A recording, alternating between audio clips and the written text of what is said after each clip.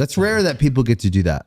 I know. Well, that's why I feel, or have the balls to do it. I mean, it's both, you know. Yeah. It's like been such a gamble. That's why like my anxiety going up to this release and like announcement and on sale was just like, oh my God, I've put all of my eggs in one basket. Were you anxious? Sure. Oh yeah. Bad times, I don't want to have bad. Do your friends call you Nick? Yeah. Okay. Keep it easy. We'll call you Nick. Yes, sir. Nice to meet you. You too, dude. Thanks for coming. Stoked. How's things going? Good. Really good. Just had a nice little like 2.5 week vacation in Europe, which is rare. Oh, that's cool. Yeah. You just went to hang. Yeah, just to hang. Didn't have a show or anything. So went out there with my wife and had some relaxing time. Oh, you're married? Yes. Great. Yeah. 2 years just now. 2 years. Yeah. We've been together like 8. But married too. How you like marriage life? Married life. It's good. Yeah. She's like she's like my art director and an artist and awesome. And yeah, it's good. So you guys good are life. like partners. Yeah. She like is kind of the boss in some works.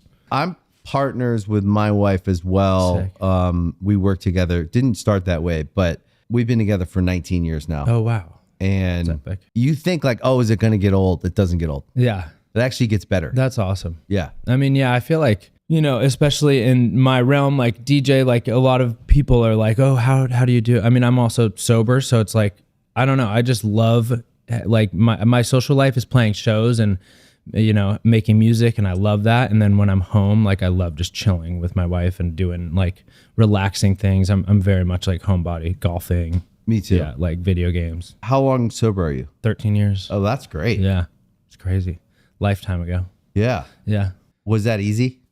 No, it was pretty much when I was like in high school, I got into opiates really bad. And then, you know, like back then it was like oxys were super bad. And then Early 2000s? yeah, it was like, I got sober in 2012. But early 2000s is probably when you would have I started getting into it in like 2000, when was it? 2007, 2008. I was young. That was the time. Dude, it was, I mean, at first it was peak. Yeah, at first it was awesome. Epidemic.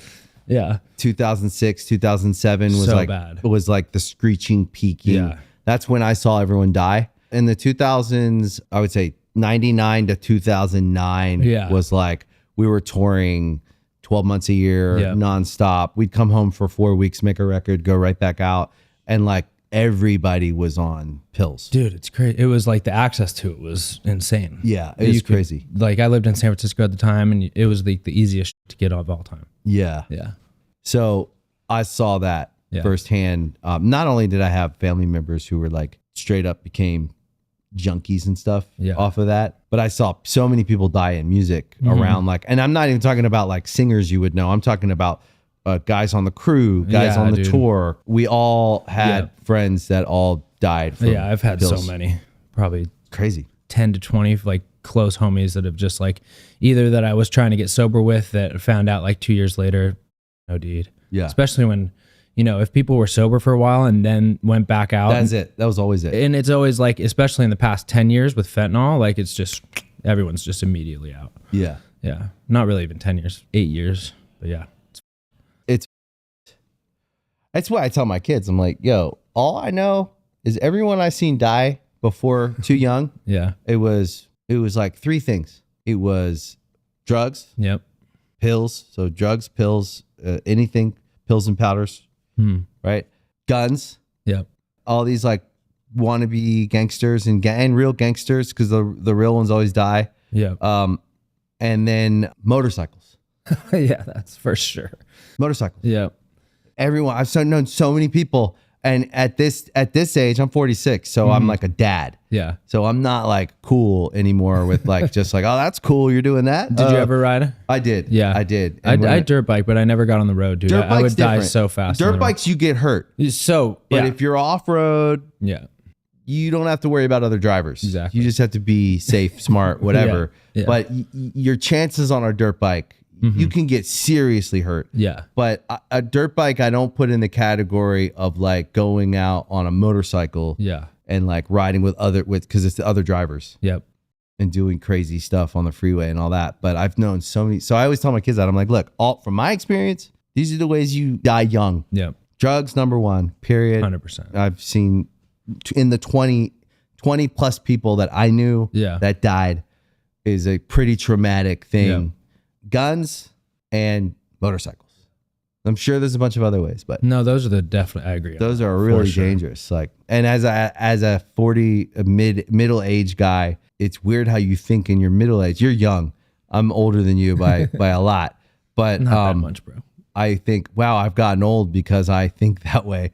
Because when I see, my son will talk to me about something, or some 20-something-year-old singer of a band will talk to me about something, and I'm like, whoa, that sounds really dangerous, man. Here's what I would do. So it scares the crap out of me. The only thing that I still like mess around with in the danger territory is snowmobiling. Like I'm really into snowmobiling. That's dangerous. Like in the backcountry, I love it though. It's just the best. But still, it's dangerous. Yeah. But it's still kind of controlled in the way where you're not out on the freeway on a motorcycle. Yeah. That's all it is. It's the best quiet though. And you're doing it sober. Oh yeah. Which is that would be a bad idea. Yeah. Yeah. But people do. And with homies, always never alone. Yeah. You're never alone. Fuck no. That's the dangerous thing is like you hit a bank or something. I mean, you also get stuck like every day. Like getting out by yourself would be horrendous. Yeah. It would be not fun. You're in Colorado? Yeah. Yeah. Yeah. I have a house here too. So whenever I'm like writing, I come out here. And then whenever I just like kind of want to kick it, I produce out there too, but I love writing here and like working here. Yeah. That's good. It's not too far. No, it's not bad. No, I'm on the road so much anyways. It's not bad. Yeah. I'm very happy that your marriage is going good. It's fire. It's a really cool thing. Yeah, it's great. I'm super happy.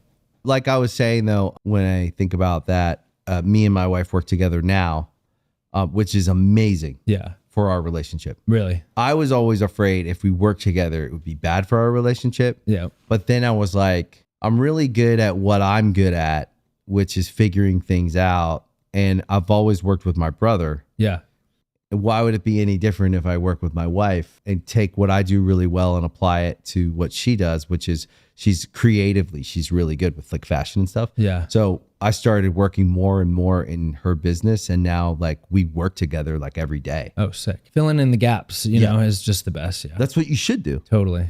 I'm like not, when it comes to like looking at a piece of art or something like that, or like we're making, we just did our album artwork, and like I saw the first renderings and I'm like, I love it, but I'm it's not there yet. But I don't know. Put your finger on it. I don't know. And she's immediately like this, and it's like the biggest difference between us is like I'm very like action. Like I see something, I'm like go, and she's very like patient because she doesn't want to miss anything. And so sometimes I'm like, go faster. Like let's It's a good balance. No, it's a great balance. Yeah, that's we balance good. Each other out well. That's really good. Yeah. I actually think that's part of the recipe for long-term success is partnerships that, okay, the very basic level of like marrying someone is you fall in love, all the boxes are checked. You love this person, you're attracted to them, they're fun, they're all these things. You want to spend your life with them. Long-term, I actually think playing games together, which is what work is, is like what takes you to long-term success and like evolving. Mm-hmm. And then you have another idea and you'll end up with 3 businesses. Yeah. Yeah, I definitely feel that. That's cool. Yeah. Good for you guys. Oh, thanks. What's her name? Laura. Yeah. Shout out to Laura. She's awesome. Yep. She's back home watching the dogs. That's sweet. How many dogs you got? We have one. We lost one a year ago, but the one is great. She's a crazy dog. It's tough losing a dog though. I know, man. So shitty. I lost my guy during COVID. Oh man. And it was sudden. It was like really? Ours was sudden too. Yeah. Yeah. He had cancer and it was gone. Really? And then we got 2 dogs. That's how great he was. He was a German Shepherd. And to replace him, we had to get 2 dogs. Yeah. Because he was so great. Yeah. 2's the best. 2's good. Yeah. So I was looking over your stats. How long have you been doing this? I started Illenium in like 2013, but first album came out in 2015. Yeah. Or 16, I think. 2016. Yeah. 10 years. Yep. 10 years, 6 albums coming out on almost like, around 10 years. Album number 6 is coming out. The album's out early February, but we're announcing the date right around then. Okay. Early November. You're announcing the date. Yeah, exactly. In early November. With the album artwork. number 6. Exactly. And are you announcing the title and all that? So the title is actually, we were in like a weird predicament with the Sphere Residency because the Sphere show is like my new album show. And so we had to actually announce the album name with the show when we announced it a month ago. Yeah. So it's called Odyssey. It's very cool. Sick. What a way to roll an album out. Yeah. So it's been so fun, man. I feel like I was looking for like, how do I make your 6th album feel special? And I was like so excited about the music. And then when we started talking about the Sphere residency, it's like, oh, I'm going to go so into making a world for this and making a show for it. And like the album is going to be, I'm going to be thinking of like the Sphere visual scenes and for all these songwriting parts. It's been like so fun. Sick. It's a different way to write because it's kind of like, it's almost like making a movie for your album to an extent. Yeah, it's like something like in between a movie and a Broadway show and an experiential like so immersive. Yeah. Crazy. Yeah. I feel like the Sphere is working. It's so sick, dude. Yeah. I mean, it's been such an exciting and challenging, but like the process of like the time it's been taking for everything, like starting from early January when I kind of got this idea to now, like 10 months later, how much we've done and how much music I wrote is crazy. So fun. It's been freaking rad. That's awesome though. Yeah. I think there's something about taking the time to design your show and really toil over it that makes you a better artist. It's been fun. It's a whole new like canvas, you know, like you can go so in depth on these character creations and then like, you know, we have a storyline and it's very like in a world, you know, a lot of the Sphere shows are kind of just like, oh, that's a trippy visual, cool, next song. And it's really cool. But I just wanted to like, I'm such a movie fan and like I love, you know, like Dune 2 or like these worlds where you're Dune like 2 is great. Fire, bro. I've watched it probably like 7 times. Yeah. It's so Me good. too. But like that or like Interstellar, like I love these type of movies that you just dive into the world. And I was like, I haven't been to a show at the Sphere that's quite that immersive. So that was my whole goal was like, how do I? Sick. Yeah, it's been so fun. How long's the residency? It's 9 shows right now. When so does it start? Middle March. Okay, middle of March. Yep. For the rest of the year. It's just the first. So it's Thursday, Friday, Saturday. It's 3 weekends right now. Oh, wow. Yeah. 9 shows, 3 weekends. Okay, so once you do the Sphere show, Yep. Nicorette? I got a thing in right now. All right. Can you tell? Sneak. I always have freaking, I'm such a nicotine head. Me too. Yeah. That's all we got. Yeah, I know, right? Yeah. Do you think you'll take anything from that show and take it out on the road and try to give people some version of it? What's unique about mine is like the whole idea with this, because normally when I make an album, I go on an album tour, you know, North America album tour. Right. But I think I really wanted to make this unique in the sense of like, I want this to be my album tour.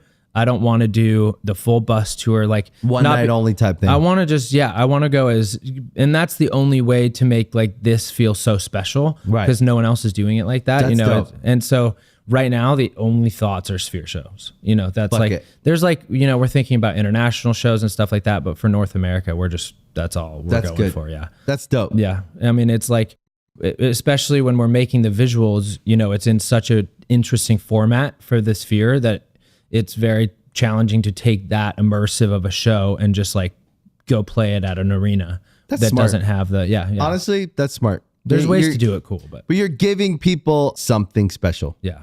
That's the whole point of Vegas. That's the whole point of a show or residency at the Sphere. It's like, it better be something special. Yeah. It's just like, I've done so many tours, you know, that like, this is unlike any of that. That's so cool. I want to go into just commit, you know, I'm just committing to it fully. That's great, man. It's fun, man. It's crazy. Good for you. That's rare that people get to do that.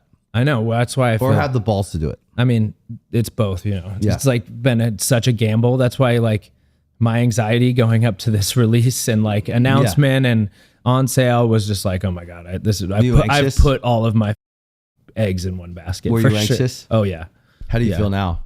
Oh, good, dude. I mean, it's going great. Good. I'm like so stoked on how the fans have responded. And like, I'm really stoked because we haven't actually put out any content. Like we're selling this strictly on like, this is a new album show. That's all people know. People don't know what it's going to look like. Yeah. There's no teasers. They haven't, like, I don't have there's no visual that I've played before that is in the Sphere show. Like it's all new. And so it's a pro and a con, you know, it'd be nice to like be able to sell the show with some of the content, but you can't really do that until the shows start. That's great, man. Congrats. Thanks. So in the last 10 years, you have amassed 10 million monthly Spotify listeners. Yeah. It might be more than that now. It's around that. Over 3 million followers across social platforms. That's more than I have. 638 million video views on YouTube alone, just YouTube. You're Grammy nominated. Yeah. You won a Billboard Music Award, 2 times platinum, more than that platinum, but 2 times platinum for Good Things Fall Apart. You were included on the Forbes 30 under 30. Crazy. So you're in your early 30s now. 34. 34. Yep. That's a great age. Yeah, it's good. I feel like from like 30, 31, 32, 33, there's like zero difference. I haven't felt like any different. It's like, I feel like in your early 20s, you really feel each year. And it's more dramatic. Yeah, 30s, it's been like still early 30s. Yeah, 20s is kind of for like becoming an adult. Yeah. And like some people are an adult at 23, some are at 28, 29, somewhere in there. Totally. You become an adult. And then 30s, you better be an adult. Yeah. And that's when you start to see separation. Yeah. You see guys who have their shit together. Okay, so I'm saying from the perspective of a guy. Yep. I'm not talking about women. I could give some perspective on that, but I'm saying as a guy, my experience, you start to see in the early 30s, like where you're at, the guys who have their shit together and take themselves seriously move like here. And then you do see those guys that do not want to grow up over here. And people start to kind of like get weird a little bit. Mm-hmm. And then it just keeps getting further apart. When you get to your 40s, even weirder. Yeah. The guys who won't grow up and the guys who like got married, or got their business or got their job or took their career or whatever they dedicate their time to, they start getting momentum. Yeah. Like mid 30s to 40s. Yep. That's the time. No, I feel that. You're entering that like golden era. I act pretty old. Like I don't do. Yeah. I mean, I'll like do, the only thing I feel like is funny is like, I love gaming. Like I'm still really into gaming. Yeah. And I'll be like gaming sometimes and I'll be playing with like a random new friend. I have like some friends online. Yeah, of course. And this new friend will be like, yeah, I'm like 19. I'm just got out of high school. And I'm like, oh God, I'm so old. What am I doing in here, bro? And they're all so much better than me. But I still love that part. Yeah. That's the only place I have not grown up. What games do you play? I'm playing Battlefield 6 a lot right now. Oh, wow. Fire. I love shooters or like immersive, like world, like Elden Ring and stuff like that. Okay. Too. Yeah. You like to go on a quest. Yes. Yeah. Yeah. Good levels. Stories. Yep. Well, the stats are impressive. 57 of your songs have charted on the Billboard Hot Dance Electronic Songs chart. All that to say, you've done a lot at 34. Yeah, man. Very grateful. At 34 to accomplish all this, it says to me, and now sitting with you, I kind of thought, I had a sense that we would like, that you would be like this. You don't get to the success you've had and building like such a big touring career and having success in this without some real drive. Yeah. And then kind of the sense to choose this over that. Yep. So you choose when it comes to, okay, drugs and alcohol, it's starting to overtake this. Yep. I'm going to choose this, put this back on top, put that away. Yeah. Unhealthy relationships, whatever. They start to overtake this. Nope. Yep. And it's not that complicated, but it's harder to do easier said than done. Yeah. When I talk to younger artists and I'm like, always choose this. Just as simple. Yeah. You want to have success? Choose this. Yeah. Be smart, work hard, try your best, but you have to choose this every day over even some stuff like friends' birthdays, weddings. You're going to miss a whole lot of when you're building a career. 100%. But when you look at it on paper, life, and look at what you've accomplished. Yeah. Was it worth it? 100%. I mean, I love it. I love the grind. I love the hardest transition for me was obviously getting sober. Like it was but at the point that I finally did, I was like, I had to choose my life. It was like last time I used, I OD'd. So it's like, it was like, that was the hardest transition. And then I feel like once I really made that and then I found music, it was just like, I was so in love with making music and like the passion and drive was there. And it was fully like, that's what I'm going to just fully decide that is what I'm doing. Like I'm going to do that every day just because I love it. And it wasn't like when the career actually like started and I was like, okay, now I get to, see like, what kind of artist do I want to be? What stories do I want to tell? And at the end of the day, it's like music helped my life and like helped me find myself. And like, that's really what I want to try to give to other people, and like give that escape, you know, that you get from really, really like being obsessed with a song or an album. So it's just like, it's easy to make those decisions when the passion is there, I feel like. Yeah. For me, at least. But you had to be sober to do it. 100%. So were you touring and everything before Nope. you? Okay. So No, you so got I got- sober before. Yes. I got sober when I was 21. Wow. And I like was sober for a little bit when I was 19 to 20, and I started like getting back into music a little bit, but just like dabbling. And then I had a bad relapse, and then that ended with an OD. And then pretty much like after that, within the first like couple weeks, I was just like, I've always loved music, like finding music. I was writing for blogs, and like at the time of blog days, and like I loved, and the electronic scene was just like starting to take over. And I was obsessed with like finding a song and just like living in that song, you know? And then when I was like, Were you in college? No, well, yeah, kind of. I've gone to a lot of colleges and never finished, but at that time, yes, you were in college. I was in a community college in like in the mountains. So I like in 2009. Or when did I move? In 2011, I moved to Colorado, and I was living in the mountains, and I was skiing a ton. By yourself? Yeah. I mean, I met so many friends, but Right. I went to a treatment center there.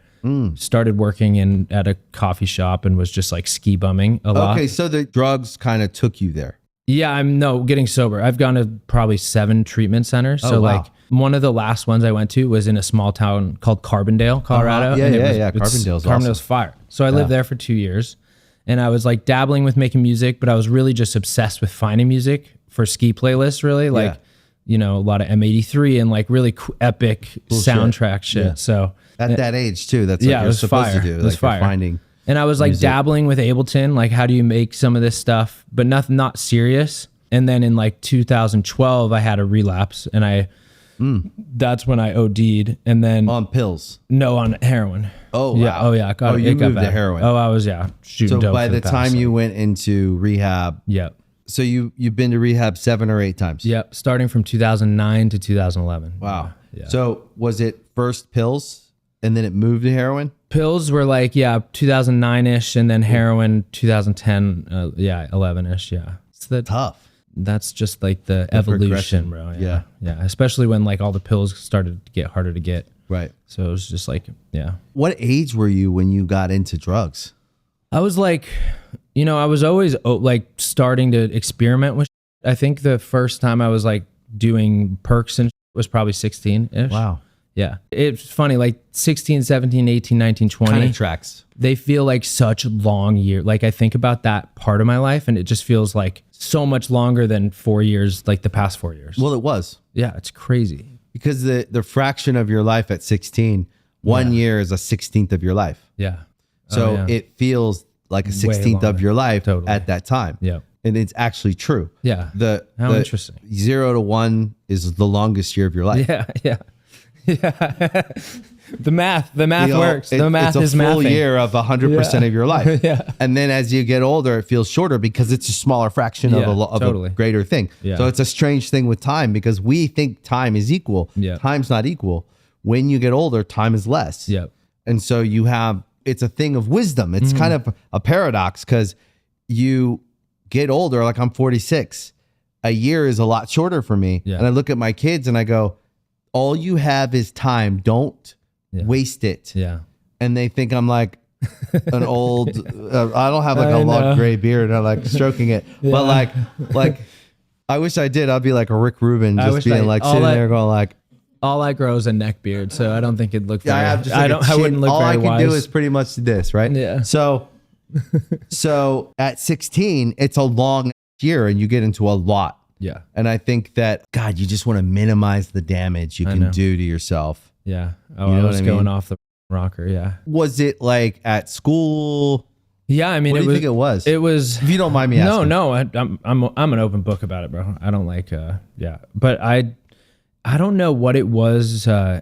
Especially with opiates. Like as soon as I never did it as prescribed. But like my dad.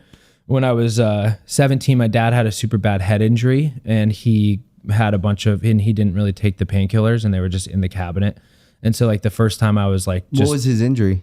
He was longboarding in San Francisco down a hill, and he fell, hit his head really bad on a curb, and he was like full memory loss for a while, and it was brutal. Is he okay now? Yeah, he's great. He did lose his taste of smell and his taste, which is crazy. Forever? It's come back slightly, but it's like pretty messed up. Brain injuries are crazy, bro. It's so sad. Yeah. Crazy. But he's the man. He's Are you guys tight? We're so tight. Yeah. He's an awesome guy. Best dad Was ever. he into like music and stuff? I guess skateboarding. Loves country music. I mean, he was just like my whole family was big country music fan. Yeah. Okay. Yeah. Some classic rock and stuff. Steve Miller Band. And yeah. Why were you guys in San Francisco? Did you grow up there? Yeah, so I moved around a ton when I was a kid, and then in middle school, my dad got a job in San Francisco, and we were living in Marin County for a little bit, and then we moved to the city in my like high school, so like 05 to 09 or 10. Also, kind of like a drug place. Oh yeah, that's kind of easiest weird, place right? of all time to fucking get drugs. Do you think that had anything? Did it lend itself to? Not really. The accessibility only really happened when I progressed to like stronger opiates, because then but at first it was all just like, Vicodin, Percocet when I was 16, 17. And then the oxys like stronger 30s and 80s, and I wasn't really doing until 17-ish. And I won't spend too much more time on this, No, but you're good. I'm interested. It sounds like your parents are like, they're awesome. They were they were not super supportive. Yeah, they didn't know. Right. They didn't know what was going on. No.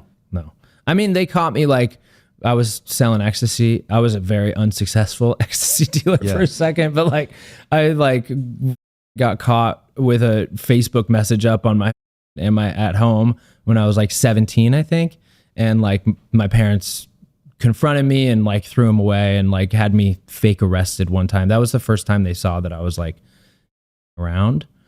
But it like those 2 years from 16 to 18, it progressed a lot. It feels like a long time, but it was not that long of a time. But the only reason I ask is because I'm always interested in trying to like understand somebody's addiction journey, because my dad died from addiction. Yeah. And I've lost so many people from addiction, and I always try to understand the mind. yeah. And I wonder, I have my own theory, right? Because I do believe that we're all born. There is something we're born with, right? Yeah. Some of us are more inclined. Yeah.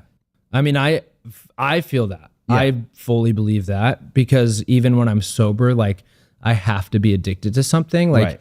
but now it's beautiful and positive and like healthy and fun. And like, I enjoy that. Like, obviously I'm not getting high, but I enjoy that grind. It's kind of a high though. There is highs. I mean, you hit a good round of golf. Yeah, for sure. Or like making music, or making music or being on stage. For sure. Huge high. I find myself being hyper focused on things when I get into something. So it's probably similar to you. Yeah. Music, golf, then fitness, or Yeah. a video game of some kind, or a collection. Sure. I collect more than like my wife hates it. She's like, "You're like a hoarder," and I'm like, "I'm not a hoarder. It's a collection." And I'm like, I could resell all this stuff for really good amount. I totally understand. Put it in your room. It's like a joke, right? I have a room at the house. It's my room. It's full of and it's closed. And that's like the insanity of my brain. Go in that room. Yeah. It's cool as fire. But it's a little bit like this. It's a manifestation of my mind. Yeah. And I wonder though, if the addiction early on was a lack of things to focus your creative energy on, because when you're growing up in the normal, what we do is not normal. Yeah. We don't live normal lives. But I feel like we both do find escape in things. I feel like that's what it comes down to. Constantly it's like escape. And so when you're going through like your teenage years, if that's like what you're seeking and you don't really know how to find it, and you're like partying with friends and you find like that in partying with friends, you kind of like get self-confidence and you have like a bit of escape in that. And then drugs enter the picture. And that for me, it was just like immediate, especially opiates. It's like, that is the best escape. So that's my theory. You're saying it. Yeah. My theory is that hyper creative people, when not at early ages, tend to find drugs. Yep. Because the normal everyday kind of like system that was built, right? Yeah. Which is go to school, go to play a sport, and function like pretty much the same. If you look at every kid, then they become adults and they choose their life path. And what I'm saying is me and you, we don't live normal lives in the sense of like what I would say was 90% of people probably. Totally. I'm not saying like it's a bad thing. No. But we kind of choose our adventure any given year, any given week, any given month, and we go on the adventure. Sometimes it becomes a fruitful work exercise. Sometimes it costs us and we're on some, experiential journey, right? Yeah. But it's not drugs. And we usually come back from the experiential journey with something that turns into money later somehow. Yeah, it is right? interesting. So it's interesting. Yeah. But if we dismiss it as not important and we don't act like we aren't in control of our life and that we're not making thoughtful decisions, like, I'm going to do the spear and I'm going to do the best show that anyone's ever seen. What do you think? And everyone's like, exactly. I don't know. Sounds like you're going to lose money. And that's all they took away from it. Yeah. What we take from it is it's going to be the greatest thing. Everyone's going to see it. It's going to blow their minds. Yeah. And they're going to be, if they don't know who I am or they're a casual fan, they're going to become a super fan because this is going to be like Dune 2. Yeah. That's the goal.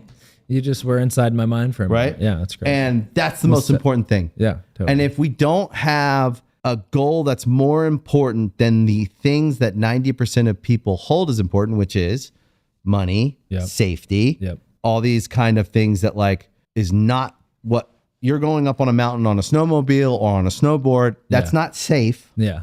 Safe enough that you can do it and get away with it, which is where we need to find in life is we need to find the margins where we can safe enough that we can do it and get out alive. Yeah. Might get some scratches. Yep. That's a career in music. Totally.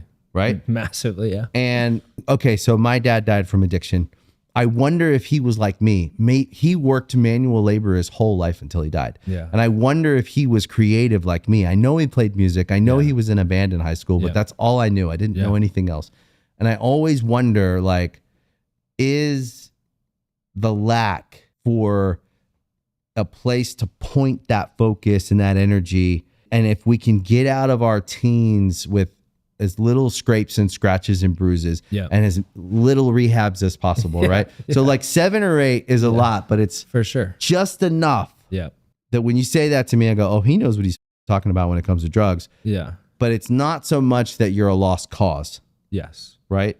I mean, unless you are totally incapable of being honest with like yourself or with others, I don't think anybody is a lost cause at all. That's great. Yeah. That's a great way of saying that. Yeah. I think there are very rare individuals that just are sadly like can't be honest entirely. Like they're just totally like lost to themselves.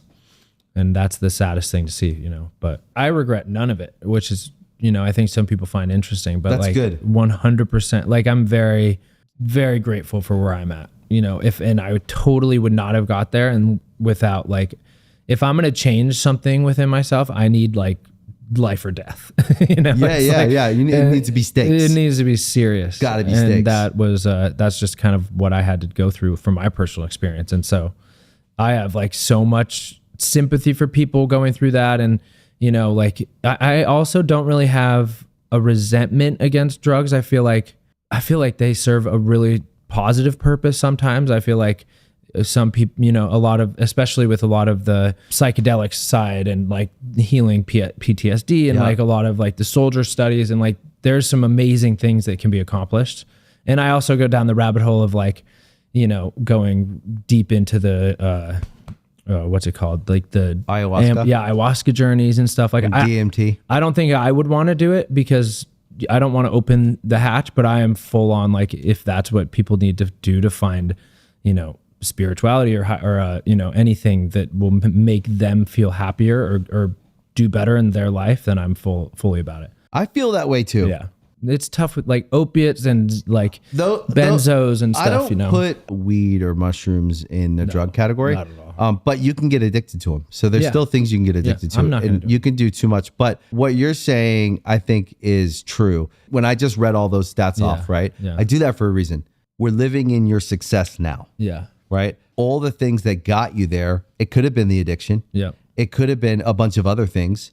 It's likely a mix of everything. Totally. It's got to be your own drive, your own creative drive, your own aspirational, the side of you that goes, I want to try and climb higher. Yeah. I want to try and do a show at the Spear. Yeah. Right. The person behind that is very driven, very focused, likes to game, likes to win, likes to figure things out, and won't settle until they do. Yep. Do you think that the relationship with your parents there's got to be something, there's got to be a through line there to the ability to achieve success and then hold it and maintain it and not blow it up? Yeah.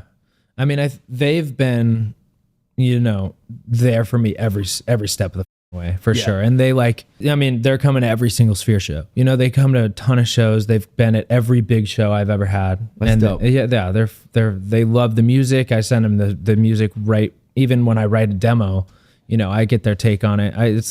It's a total kind of therapeutic thing for me to just be so honest and open with them after having so many years of being the most dishonest person ever. And I think that healing process is the most beautiful thing, one of the most beautiful things in my life, and so I cherish it. I love it. Yeah.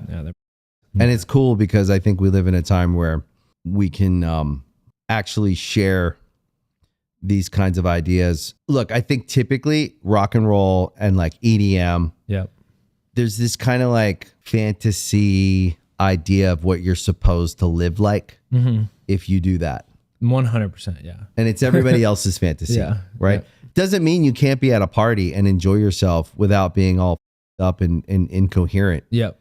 Right. I mean, I don't go to parties. I'm not going to lie. Right. But a party in my mind is your show. Okay. I love that. Yeah. That's where I find my kind of social life release is going and playing a Vegas club, or I've had a ton of residencies at Vegas clubs and random, all my shows. I feel like I get so much out of. Right. But that's your night at work, but that's somebody else's party. Yeah.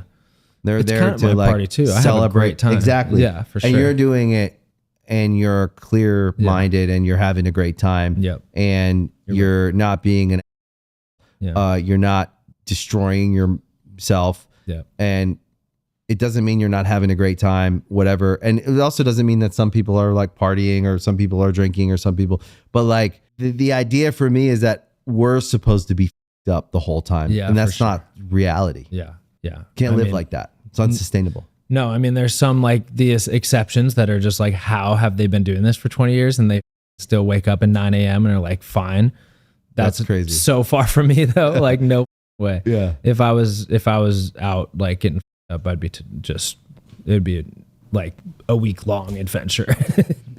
It'd be rock bottom real fast. What I saw in the late 2000s, so 2007, 8, 9, 10. Yep. I was out in the early years in Hollywood with it was Steve Aoki. Yeah. It was all the LA guys before EDM popped off. And then everybody was big. It was crazy. Yeah. And then it had a run. Yep. Electronic music was bigger than it ever been. Yeah, for sure. And then it's not that it went down. It's remained big. It's still bigger. Even if you could say it was down years or whatever, it was still bigger than it ever was in the 2000s. 100%. But I feel like it's about to go on another run. That's how I feel so many people have said that. Yeah. And I totally agree. Yeah. Even I nerd out on some really crazy bass music and stuff like that. And it's more of a niche market, but they the amount of people that buy tickets to go see those shows, even with artists that aren't, they don't have huge Spotify's or huge socials, but they're selling 10, 15,000 tickets in Denver, or it's it's such an interesting, it's different than any other genre in that sense, where it's tickets can hold your career for 20 years. Yeah. It's culture for sure. And you can play clubs and there's just a way to make a living without having to be the typical radio play and all this type of stuff. I would kind of put you in the category of ticket. It's always been the focus. It's tickets first. Tickets first. You have you've built an amazing streaming audience. 10 million monthly listeners is huge. Yeah.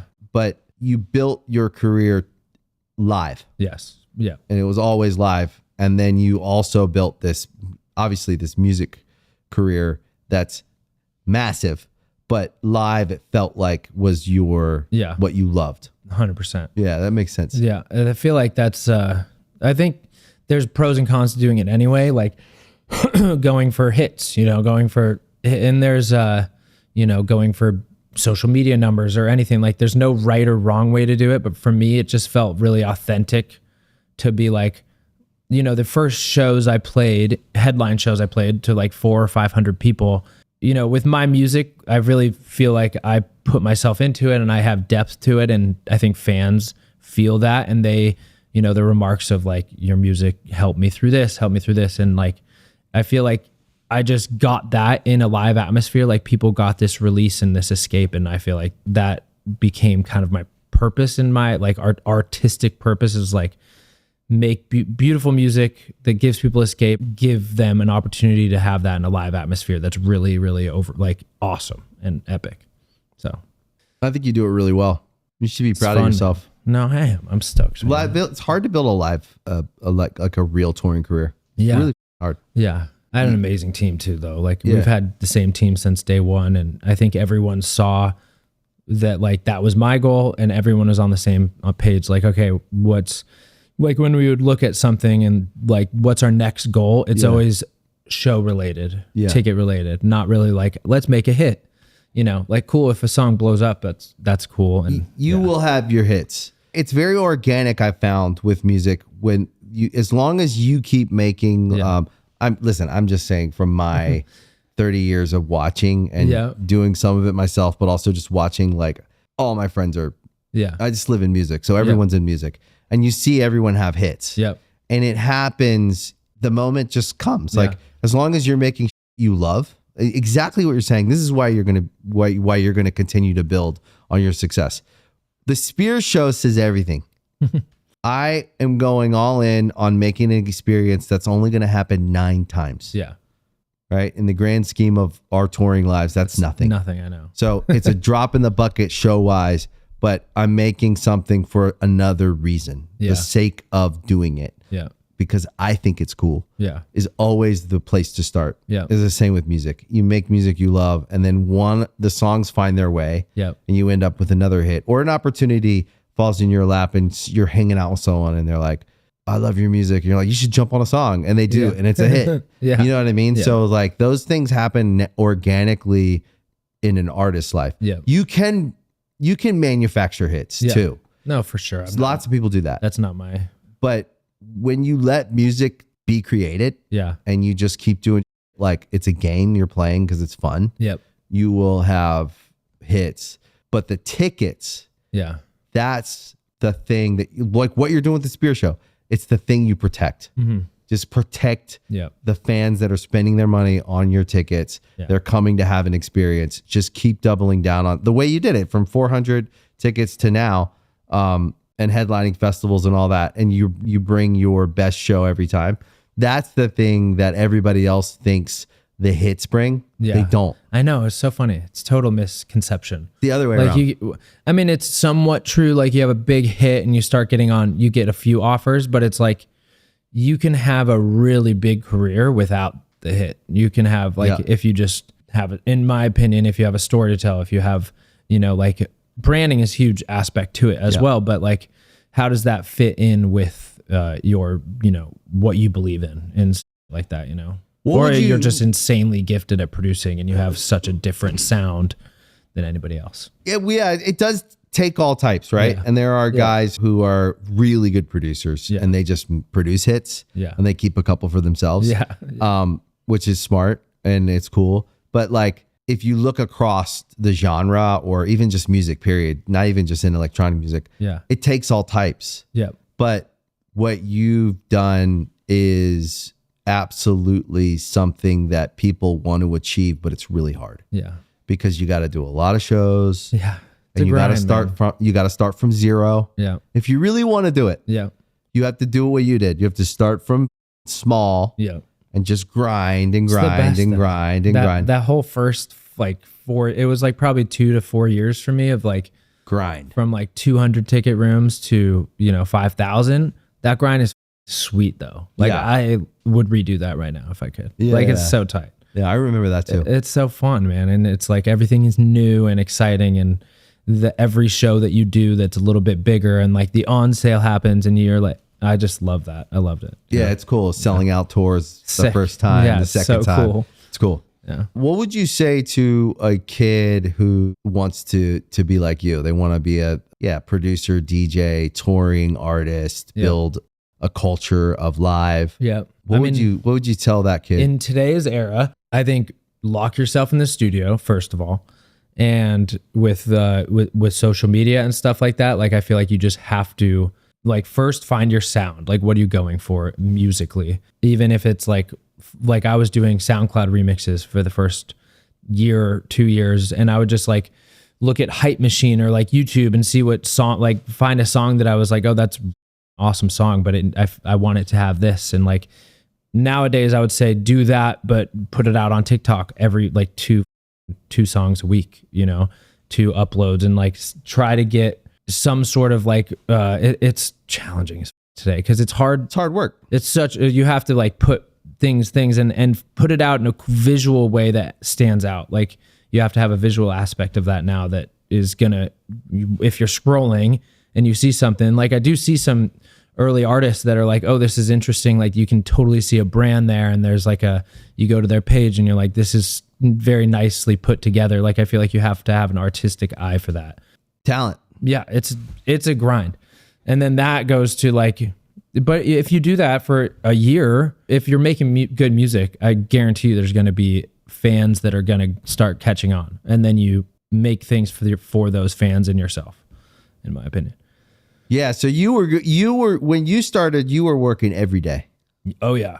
I think we were putting like at least a remix out every 3 or 4 weeks. Okay. Like so and then albums. I feel like albums are huge. Albums are big. Huge. Right. Like once you get that fan. They're your like 10 poles. Yeah. But don't go out like, unless you have some sort of connection to some, like if you have a connection to a major label and that they're going to push you super hard and you come out with like a perfectly branded, that's a very rare situation. Right. That's a connection based thing. If you're just kind of like I was living in Denver, not knowing anyone, it's like you kind of have to, don't just start with an album. Like I don't think that's, unless you get lucky. But yeah, I think you start with trying to find your sound and and like making interesting things for social media nowadays or yeah, YouTube. It's like, I think it's like what everyone has to do. Yeah. That I found the through line with every guy like you. Mm-hmm. I work every day. Yeah. That's it. Yeah. I do something every day. Get up, be creative, be smart, go forward. Sure. Do what you can with what you got, where you are at right now. Don't wait until you get signed and then you think you're going to make an album and then you're going to be big. No, start now, put something out. How did that do? Okay, fix it, do better. Yeah. Put something out. Every day you're working on something. That is what gets lost. Every day is. Take that show that you think is not a big deal. It actually is a big deal because it's the only show that'll book you. Yeah. So take that show. Yeah. And then take that one and take every show you can take every show. And you need the experience of playing in front of 10 people or 4 people or 0 people. Like you did that. Yeah. Oh yeah. I played some terrible shows, bro. You like did 50 people. I did one time there were 400 and then 0 because I went on. I cleared a room. You went on after. I went on I was booked randomly to play this frat party, and I was booked with Lil Uzi Vert, and I was opening. And then like an hour before I went on, they said Lil Uzi Vert didn't show up. Oh. And so I went on and they're all chanting like Uzi. And I go on and I play my set and I cleared the place out, bro.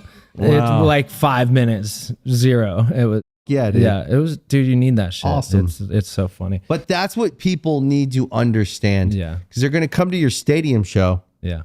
And they think that it was because you got a record deal or you got industry plan. You got no. Yeah. You got to grow to be big. You have to grow. Yeah. You start small and you grow into a oak tree, right? But you start as an acorn. Yeah. And it's everyday process. It's like watching grass grow sometimes. Yeah. You're like knocking on the door. When I sit with you, and I look at your success, I see a quality that like I kind of see in everybody that's hugely successful is like they aren't afraid to work. Yeah. they all started playing for 0 people and 50 people and 400 people, and they all enjoyed it. So did I. They make the hard work look easy because they've been doing it for so long. It's not a thing. Yeah. That's what it takes, a baseline. Yeah. And then to continue to have success is exactly what you're doing. You're pointing up. You're doing that. You're entertaining yourself. So I don't know. I think it's great. It's cool. It's cool to sit with you. Who would you say are like your heroes in electronic music? It's a good question. I mean, production wise, or music. Yeah, Skrillex is like the GOAT of producers. He's fucking awesome. Sunny. I love Cascade. Such an awesome human. I love Tiesto. Also an awesome. He lives in Denver. He's an awesome guy. Tiesto is the first like EDM show I went to, 2009. Legend. Yep. I think like really big musical sonically influences are like Glitch Mob, Seven Lions, Porter Robinson, a lot of that stuff. Odessa, amazing live show. Odessa's and Rufus, sick. Like now when I turn on music, a lot of times it's like Rufus stuff just to vibe out to, golf to. Yeah. Yeah, I love that type of stuff. That's cool. But I also think like rock, hugely influenced by a ton of rock bands like Bring Me and Linkin Park and a lot of like, even like you guys Blink, a lot of pop punk. Back in the day. I love that. I'll listen to that stuff all the time. Good songs or songs, you know? Yeah. And there's nothing about like a good just wall of guitars, like good, like it's like a synth wall. Like I do that with synths and such a satisfying full sound. Yeah. It hits. Yeah. Sonically it hits. Yeah. Especially when like, you know, the lyrics and the melody, like I'm a huge fan of just like emotionally hitting, you know, that like, just like, why does this feel so intense and good? And there's a lot of that, I think, in metalcore, like pop punk, all that stuff, I think has that aspect. Do you have a favorite top line? Favorite top line? Like, have you ever heard, you know, I think on with a lot of electronic music. I mean, Titanium's hard to beat. Yeah, really hard to beat. Titanium's fire. Yeah. That is one of the best vocals out there. I mean, yeah. Sia's voice is also incredibly amazing. She's one of the best songwriters of all time. So sick. Vocal like, and her ability to write a melody. Yeah. Because melody, for me, I'm all melody. Yeah. I care about lyrics. The older I get, the more I care about lyrics. I used to really just want things to be catchy, and I didn't care much about lyrics. My brother was more lyric, and as I've gotten older, I care more about lyrics, but I love a good melody. Yeah, same. It's my favorite. Yep, I totally can feel that. That's cool, man. Yeah. So did we cover everything? I'm chilling. Good. That was awesome. Dude, I had such a good time chatting. Me too. Yeah, thanks for coming. bro. We got to go play golf. Dude, say the words. I'm down. Yeah, I'm back here end of November for a few weeks. Okay. Yeah, so let's get after it. Let me know. I'm down. Play golf. Okay. Great. Money. Dude, thank you. Great. Thank you for watching Artist Friendly. If you like this episode, please make sure you hit the like button, you follow the channel, and please share it with your friends. We appreciate the support.